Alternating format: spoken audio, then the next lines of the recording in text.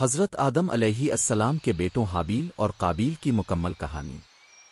جب حضرت آدم علیہ السلام اور حضرت حوا علیہ السلام زمین پر آئے تو اللہ تعالیٰ نے ان کو اولاد عطا کی۔ ان میں دو بیٹے خاص مشہور ہوئے، قابیل جو زمین پر کھیتی باڑی کرتا تھا، حابیل جو بکریاں پالتا تھا۔ دونوں جوان ہو گئے۔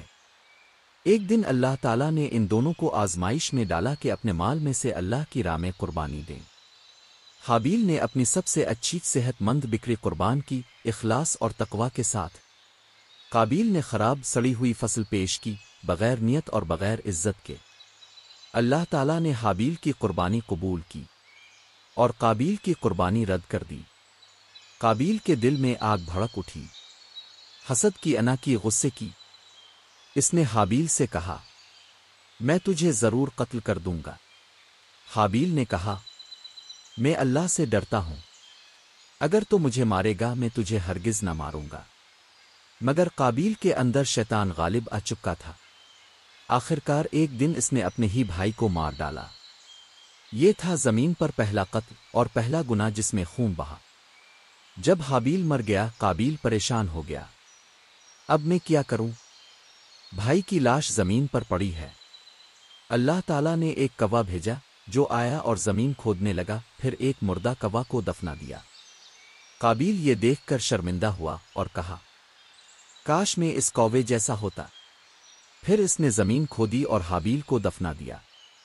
قابیل تو حابیل کو مار کر جان بچا بیٹھا تھا، مگر اللہ تعالیٰ سب کچھ دیکھ رہا تھا۔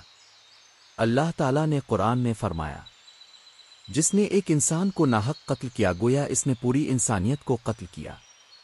سورۃ المائدہ 32۔ اور مزید، قابیل نادم تو ہوا لیکن وہ ظالموں میں سے بن گیا۔ سورۃ المائدہ 30۔ مفسرین کے مطابق قابیل پر اللہ کا غضب نازل ہوا، اس کا دل سخت ہو گیا اور وہ پوری زندگی گناہ کے بوجھ میں جیتا رہا۔